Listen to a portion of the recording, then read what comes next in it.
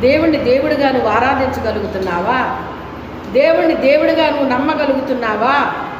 దేవుణ్ణి దేవుడిగా నువ్వు పూజించగలుగుతున్నావా? గణపరచగలుగుతున్నావా? చాలా రకాలు ఉంటాయి ఇందులో.